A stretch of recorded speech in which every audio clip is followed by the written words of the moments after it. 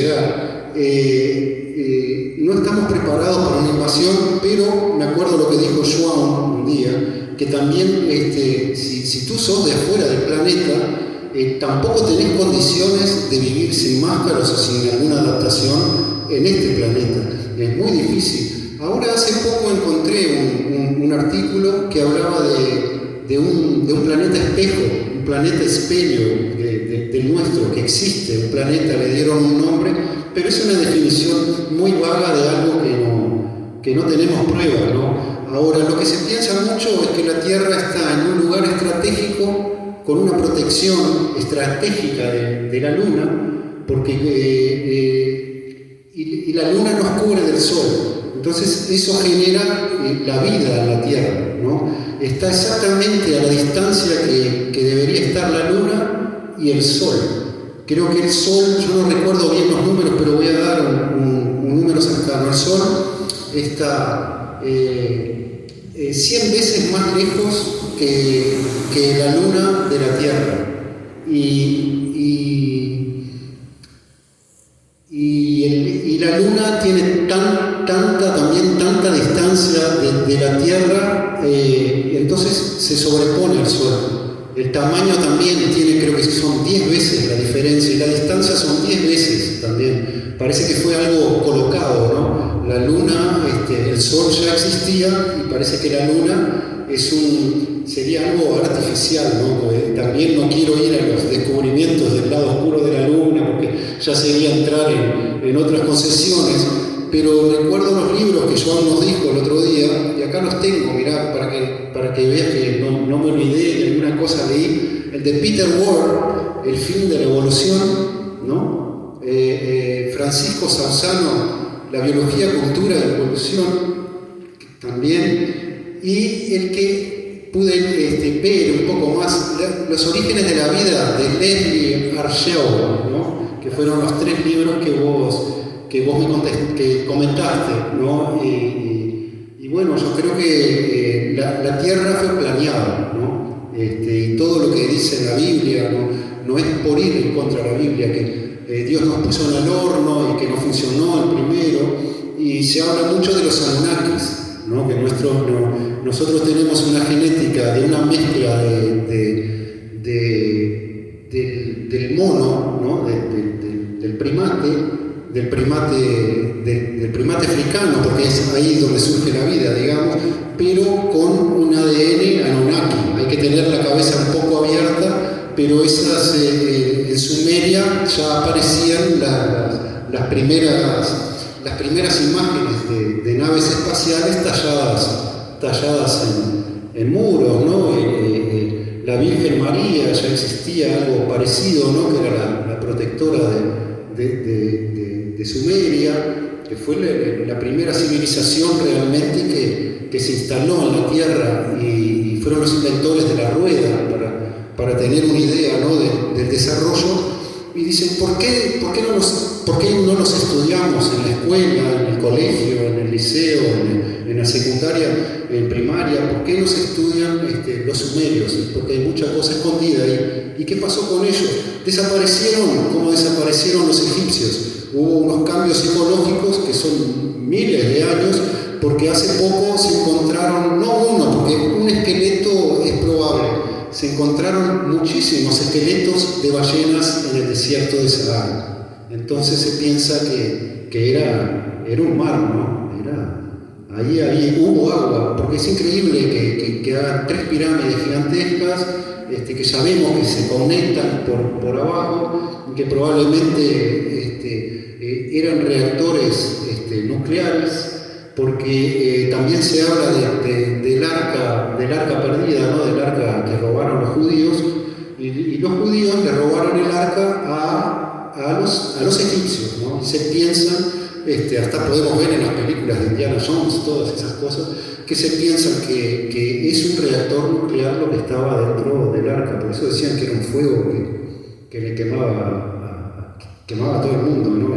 Moisés, ¿no? Que fue el que atravesó y tenía conocimiento, porque él fue criado con los faraones, ¿no? Desde niño, y sabía dónde estaban las cosas. Ese es se puede creer o no, ¿viste? Pero todo lo que está en los libros escritos, los libros antiguos, hay que buscarle la vuelta porque muchos fueron arreglados las religiones para que funcionaran junto con la política de la época. En la política de la época eran reyes, ¿no? eran monarcas, ¿no? La política prácticamente no existía. Por eso Estados Unidos es así. Yo viví 10 años en Estados Unidos. Dicen, ¿por qué la política americana? Porque fue el primer país a tener una constitución antes de que cayeran las monarquías. Fue el primer país a ser libre realmente, porque hablan Francia es el país de la libertad, pero realmente en 1776 todavía Francia no había llegado a la revolución, le faltaban 11 años, ¿no? Y va por ahí, ¿no, Fabio? La cosa, yo para no seguir hablando, ¿no? Perfeito, perfeito. Antes que eu me esqueça, que tem que falar sobre muita gente, tem que falar só o nome deles para não alongar demais, né? O pessoal que a gente tem que agradecer por esse tempo todo aqui. Léo Cavalheiro, grande pessoa, que trouxe todos esses músicos aqui, inclusive o Regis, e dali a gente começou, né, a engrenar o programa graças ao Léo Cavalheiro, grande roqueiro, maior roqueiro do Livramento. Léo. Jairo William, Raul Alejandro, que não pôde vir hoje, um grande cantor, um grande amigo. Carlos Ideuri, Lise Soares, Julinho Conde, olha quanta gente boa, Daniel Cavalheiro, Marcelo Gonçalves, Júlio César, Raquel e Yuri, do Conservatório Wolfgang, Simone, Paulo Rosane, Luiz e Júnior, Alexandre, Diego, Bruna, o Diego que sempre nos apoiou bastante no começo lá, Diego do restaurante Xereve, isso, o alemão, Alexandre, Evandro Serpa, Gabriel Bandeira, Márcio Dávila, que está conosco aqui, Marlos Samarone, Arthur, Ronaldo, Janete Barney, Henrique Bach, nosso grande mestre, que também nos deu uma moral bárbara, assim. O Bach foi uma história interessante, porque a gente jamais pensou em poder contar com ele. Sempre tinha aquele pedestal do cara ocupadíssimo, né? Quando a gente convidou, ele chegou para nós e nos disse, não, a gente já escuta o programa de vocês na rádio e a gente já acompanha as lives de vocês. E eu vou no programa de vocês. Então é o segundo ou terceiro programa que o Bach vai com a gente já, né? Então isso aí é uma grande honra para nós ter um jornalista desse gabarito também conosco, né? Então um grande abraço para ele também. O João que está aqui, Michael Freitas, Marilene Boaventura, os meus amigos. Bueno, vamos a agregar algunos más acá, Fabio, que yo los tenía acá y digo, no sabía si salían ahora, ¿viste? Y Lili Aguirre, un beso grande, que siempre está con nosotros en los vivos, es una mexicana que tiene su trabajo, a veces viaja a Estados Unidos y tiene su trabajo en Europa, andaba mucho por España últimamente, pero ahora anda en Italia, vi unas fotos de ella en el Vaticano y en Venecia, a José Enrique Zanetti, que siempre está en todos los vivos de Radio Centro, no solo en Zona Paralela, sino en los otros programas que tenemos, Fabio, con los otros amigos, Quique Enrique Zanetti, mi amigo Quique, que está en Punta del Este, a Jairo y a Leo Sanguinetti, que son grandes amigos míos, que son los que hacemos reuniones a veces, y bueno, siempre están mirando, a Osvaldo Rodríguez, que estaba estudiando para padre, ¿no? Para cura católico, siempre nos mira en Chicago, él es un mexicano radicado en Chicago hace más de 25 años, ¿no? También a los nuevos compañeros de trabajo que tenemos en Radio Centro, a Michel Cross, escritor, profesor, que a veces hace muchos programas acá viene a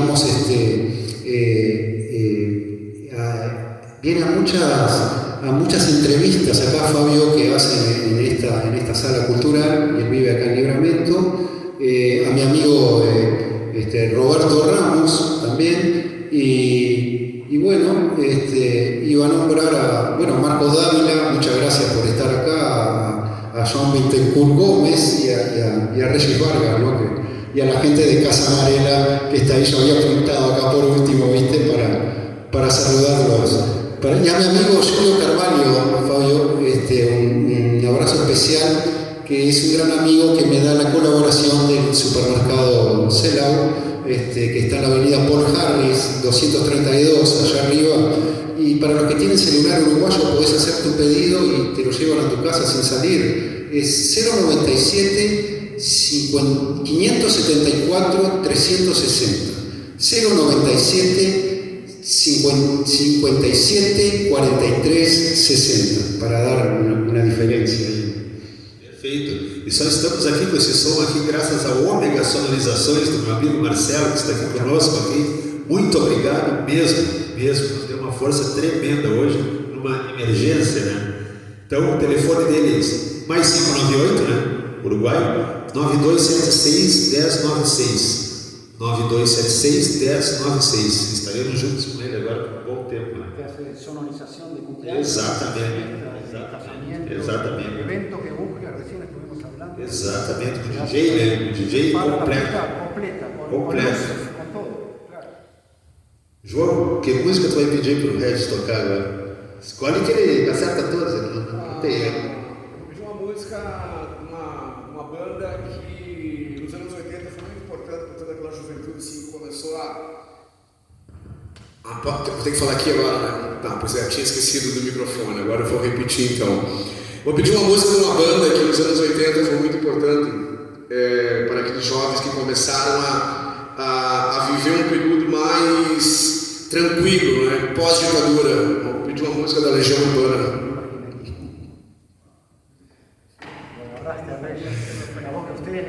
Perfeitamente. Essa banda estourou em 1972.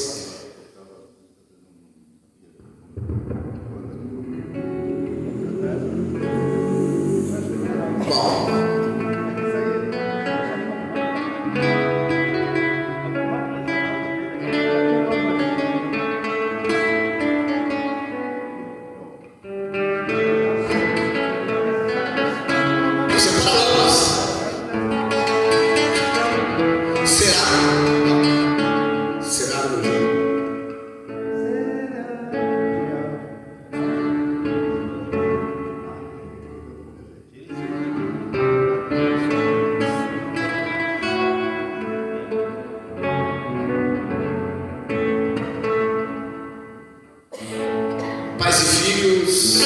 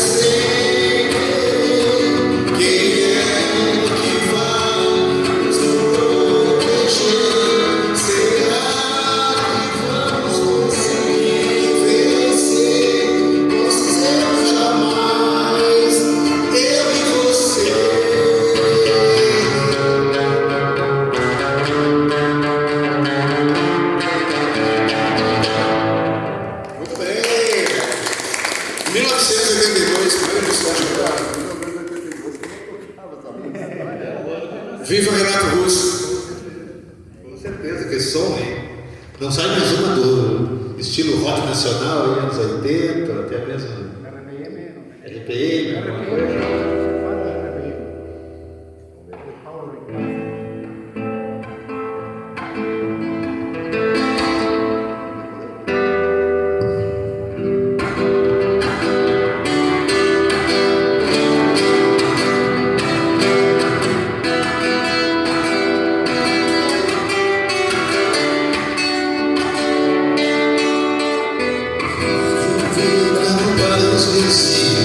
Já não ando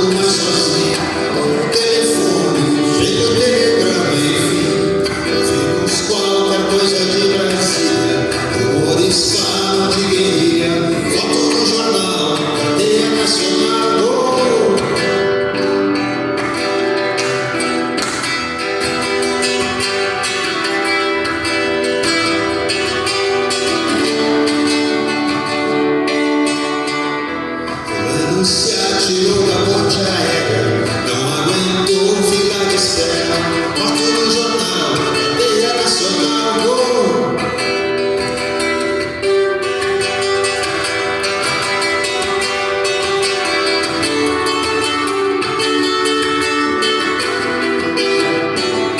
Viola o santo engenho do caboclo, cai no santo do Paulo. Foge pro riacho, que eu te acho sim. Na ponte aérea, não aguentou ficar de espera. Foto no jornal, cadeia nacional. Eu sou tu vai fazer só mais pra alguém cantar. Realmente eu tirei essa música assim, hoje chama de filho de casa. Eu já fazia isso há 30 anos atrás, tinha outro nome, era violão estilo clássico, uns diziam base, solo junto. A base do nosso música.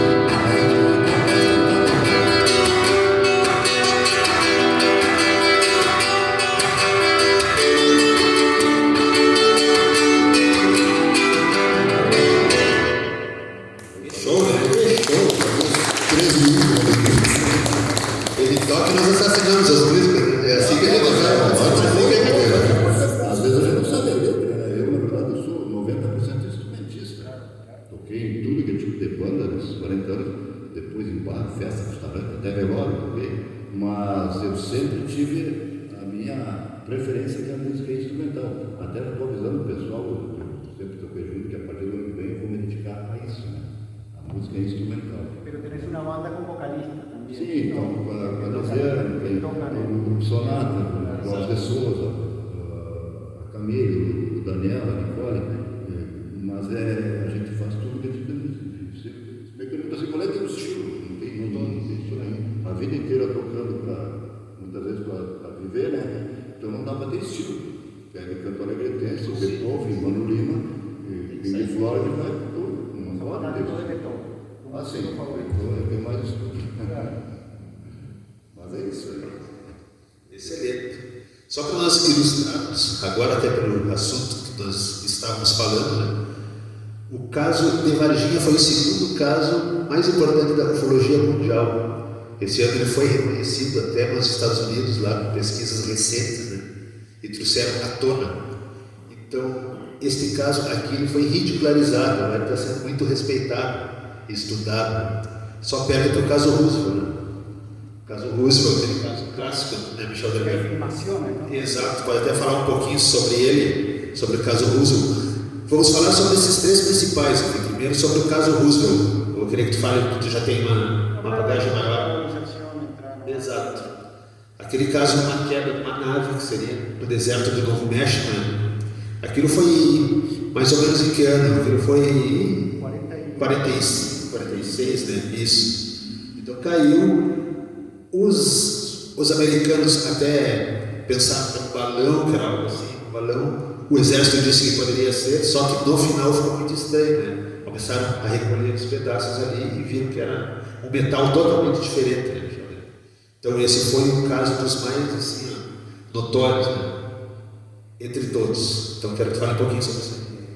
Ya hablando del tema, viste Fabio, me hiciste recordar, buscando el material de la nave, el material que recogieron de la nave, que hay muchas filmaciones, y lo vi ahora hace poco de nuevo en History Channel, y el material de la nave era un material muy vasto que quedó tirado por todo un campo, por más de 100 metros el material, y empezaron a recoger el material, y un material desconocido para la época, que ahora es similar a lo que nosotros usamos para tapar el vidrio de los autos, el plateado, ¿no?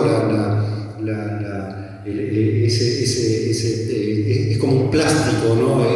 Metalizado con aluminio, y la nave se piensa que era algo así. Probablemente lo que te da la idea es de que fuera como un Zeppelin, como el Zeppelin alemán, es la idea que te da de la nave, y fue lo mismo que pasó en Varginha. Vieron en Varginha un montón de material tirado y empezaron a juntar, y entró todo dentro de unas 2 o 3 cajas, ¿no? que era, pero claro, el caso Roosevelt estamos hablando que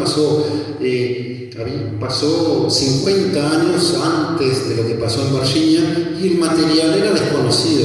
Incluso uno de esos materiales que se usaron ahí se empezaron a desarrollar para la aeronáutica, ¿no? Que de repente la ropa que en las camperas, digamos en la ropa deportiva que usamos, que es forrada con algo de plata dentro, con plateado dentro, bueno, la tecnología, se piensa que la primera visión que se tuvo fue del caso Roswell, ¿no? De usar esa ropa impermeable que te da calor también, y empezaron a desarrollar para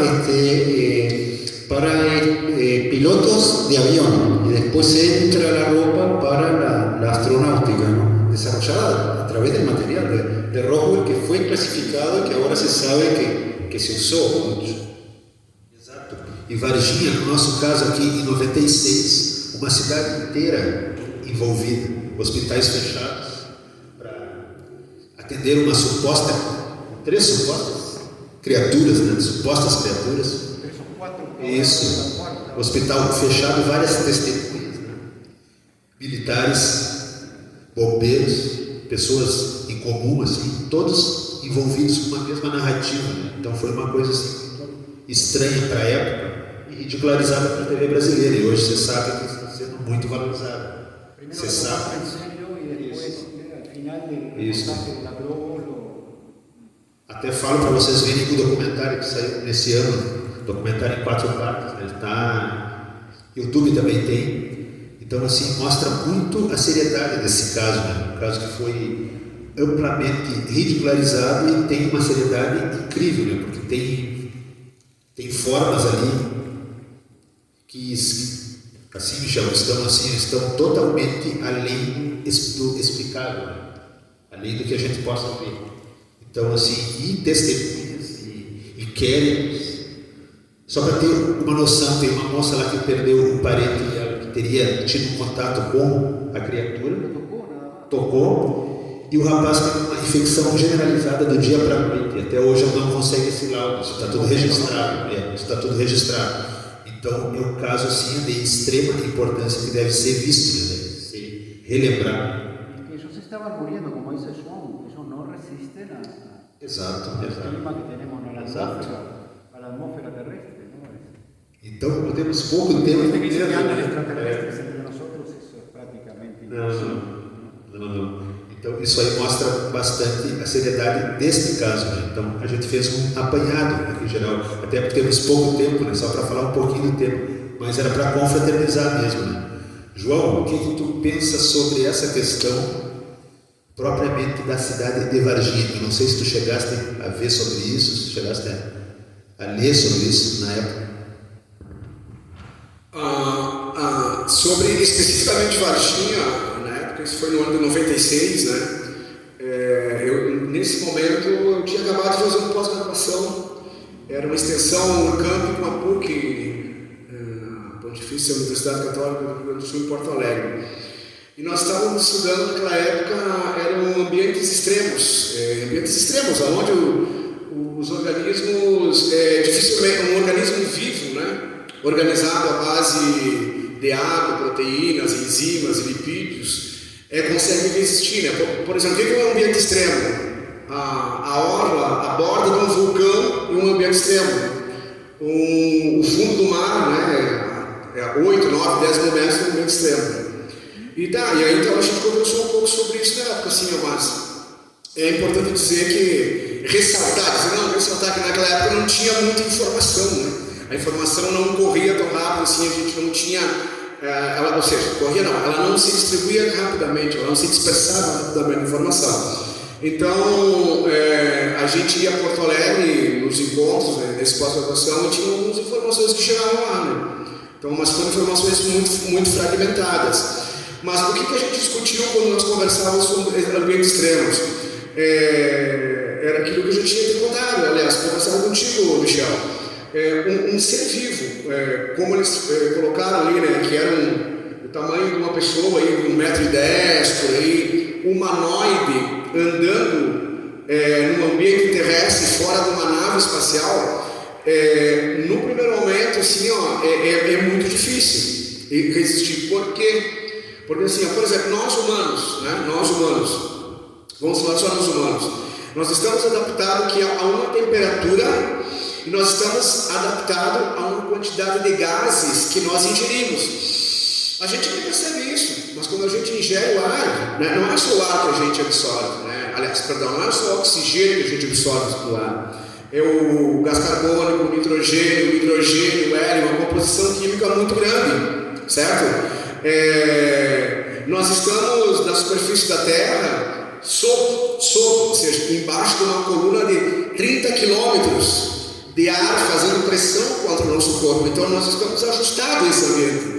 Então sair desse ambiente e entrar em outro ambiente diferente não é bem assim, né? Nós saímos aqui da Terra e saímos da Terra, né, e chegamos em qualquer planeta, nós não vamos resistir nem 1 minuto, nem 3 minutos, porque a pressão é diferente, a temperatura é diferente, os gases são diferentes. Então, nós daqui para outro planeta e eles de outro planeta para cá é a mesma coisa. Ou seja, chegar aqui não tem uma adaptação, né? Ou seja, então por isso que eles viajam dentro de naves. Nós, os astronautas, eles viajam em naves que têm o ambiente adaptado do ambiente da Terra. Mesma composição de gases, temperatura, pressão, gravidade, tudo isso tem que ser adequado, né? Então isso a gente conversou na época sobre